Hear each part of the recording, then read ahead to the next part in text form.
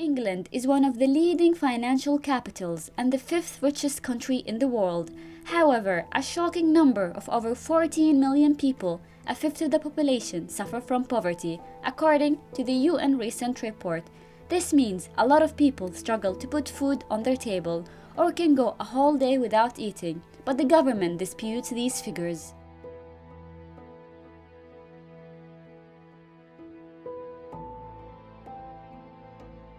I decided to explore food poverty through the lens of Foodbanks in London to know what is actually happening.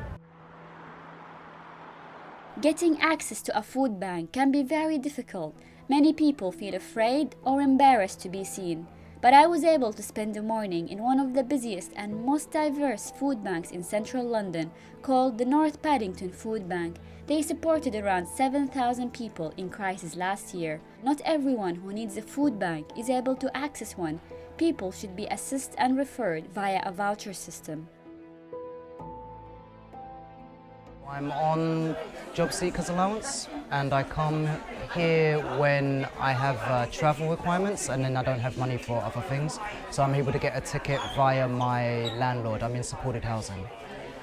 So this time, for example, I've just started a course, but the travel has taken more money than I have left, so they've given me a ticket to come here for food. A major in business, a minor in marketing, but no, I haven't been able to get work, so now I'm reskilling. But to pay to get to the course, I pay to get there each day, but I walk the 5 miles back. It's like £16 something a fortnight, and that just killed me.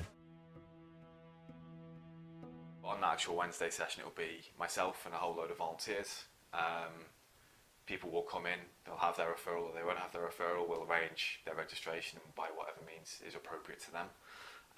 We'll direct them to other support that can be accessible within the food bank as well. We'll have our CAB advisor, our shelter advisor. They can get teas, coffees, biscuits, cake, food, everything like that. They can take a seat. And then basically a volunteer will go over to them with a shopping list. The shopping list will have kind of a basic structure of what we have and are able to provide. If it wasn't for a place like somewhere like this, I would actually go hungry and I wouldn't eat. And there has been days when I haven't eaten for a couple of days, or I just had a tin of soup. My benefits don't really cover the outgoings. I mean, I pay out for obviously like gas, electric, so I really don't have enough money to last me for 2 weeks. Hence the reason I come here every Wednesday.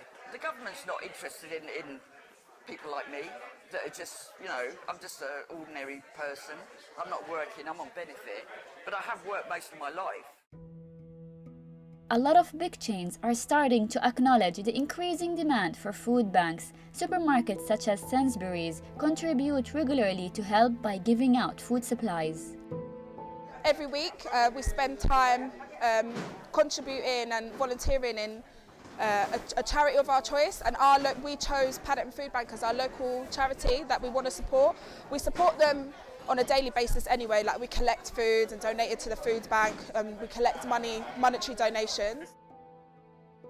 But what let people fall into food poverty in this country that has one of the fastest growing economies? I met Professor of Food and Health Policy Martin Caraher, who frames this as a matter of inequality and division. Recent reports from the UN would suggest the government haven't been meeting those commitments to guarantee people a safe and adequate and culturally appropriate supply of food.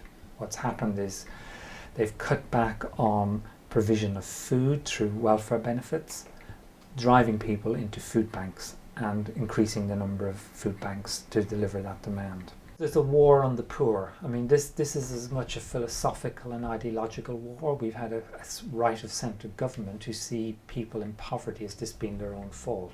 So austerity has become another way of beating them up. The number of people facing food insecurity is not officially measured in the UK, so nobody knows the exact number of people affected by hunger. The first official dataset on household food insecurity will be available by 2021. Britain had dramatically reduced poverty over the last 20 years, and most poverty rates have not changed much to what they were 10 years ago. But that progress is beginning to unravel as there is a growing hidden food poverty and a soaring demand for food banks. In addition, organizations such as Joseph Rowntree Foundation estimated a number of 14 million people living in poverty. 8 million are working-age adults, 4 million are children, 1.9 million are adults with pensions. There are over 2,000 food banks across the country.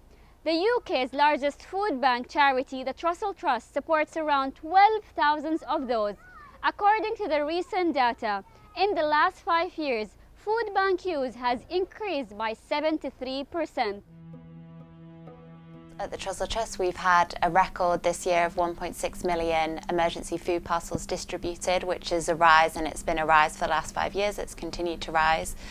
And the three kind of main reasons from our data that we've seen for that rise are so incomes not keeping pace with the cost of living, benefit changes and benefit delays, because at the beginning of the claim people are moved across but their old claims for benefits are stopped. They have 5 weeks where they have no income coming in, and during that time people get into trouble, they build up arrears on their rent, they get into debt.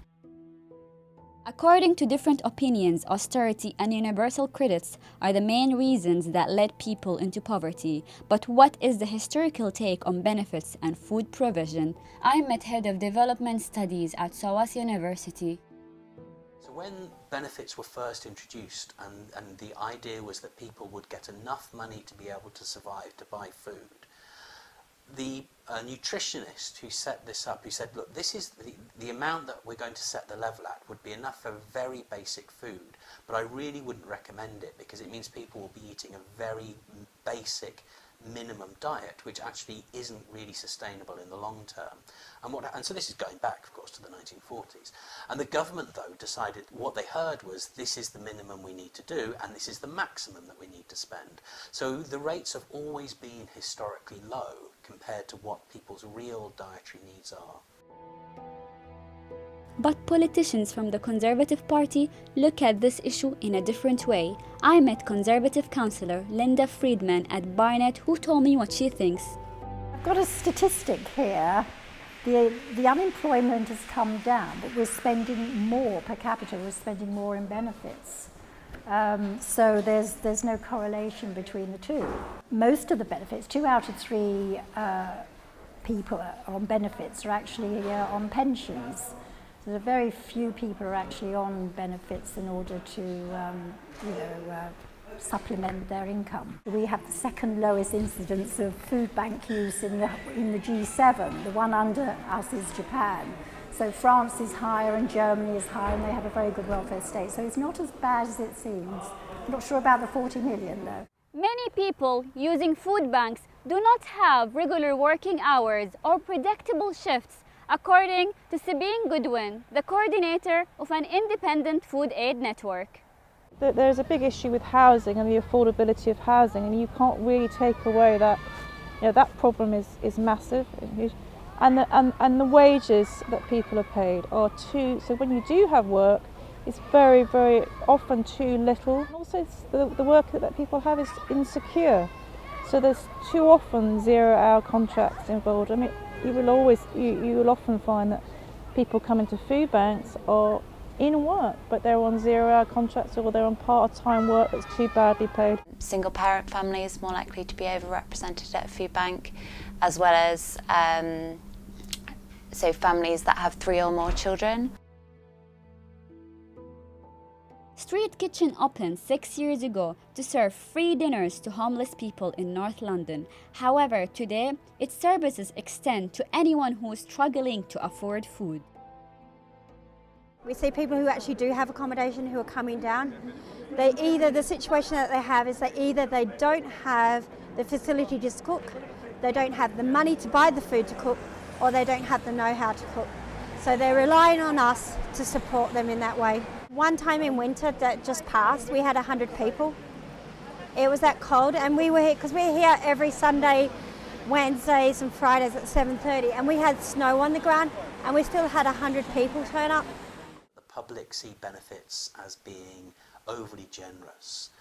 They see people as relying on benefits rather than going to work. It's not true, but when people have been fed these kind of stories for 20, 30 years by in particular the right-wing media. Other European countries pay their equivalent of benefits at a much higher level, which sustains people, enables people to live and to thrive, and therefore not to fall into poverty. Sufra is not an ordinary food bank, it is also a community kitchen that brings people together to have free meals. They also offer certified cooking classes and other educational lessons to empower those in need. I've been using the food bank for about a year and a half to 2 years. I had to go back on to Universal Credit when I was 25 to help me with a bit of money. Then at the beginning of this year, I was able to get myself into a little bit of work, but housing for me at that time just fell through. So that's why I'm back onto sleeping in the tent. We had, young children who were getting arrested and calling us, the police were then calling us to come and pick them up. These are young boys stealing because their cupboards are empty and they can't stand to see their mother crying. So we then looked into it and we found this area, Brent, London, 1 in 5 children, the only hot meal they have every day is the free one they get in school. They also offer an open space with different facilities to bring the community together and for children to play.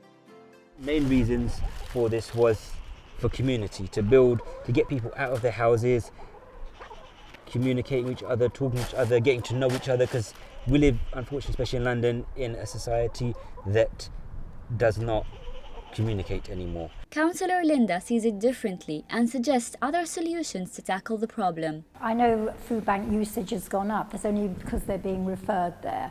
What we try and do is get people to manage their families, teach them how to cook, how to manage debt, things like that, because there are various reasons why people don't have enough food. It's how they spend their resources that come in, how many children they have, managing their families. So I know it's out there, but there are lots of different issues why people can't eat. Food is not that expensive. It's also cooking. We teach people how to cook. You can buy very cheap ingredients, make some lovely meals. So there are ways out of food poverty. I contacted many members of the government to discuss this issue, but nobody from the Conservative Party, apart from Councillor Linda, was willing to speak to me about this issue, which probably tells a story by itself.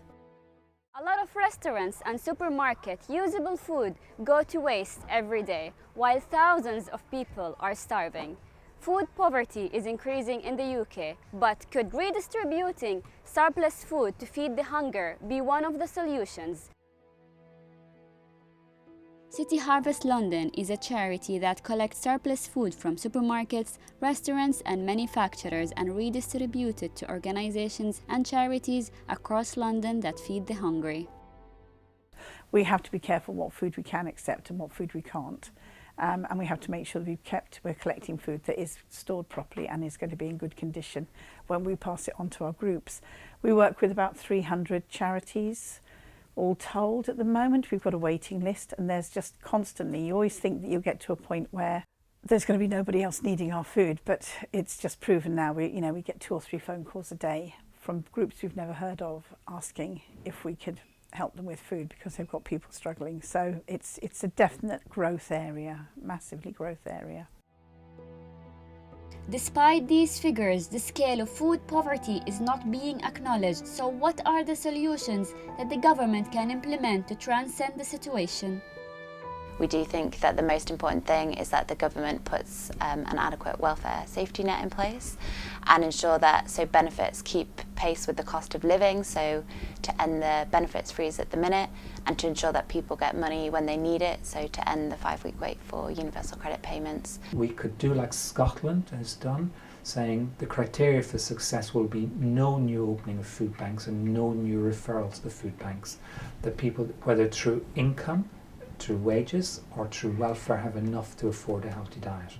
In places like London, we need to look to housing costs because, it's not just the price of food, it's the price of living. So we need to do what other countries have done. One of the best things we could do is ban the gig economy and 0-hour contracts. Will food bank use become the new norm? The future of the UK still looks bleak. The government is in denial about the scale of poverty. People are having to struggle with less and less. Welfare and social welfare is not seen as an investment in people.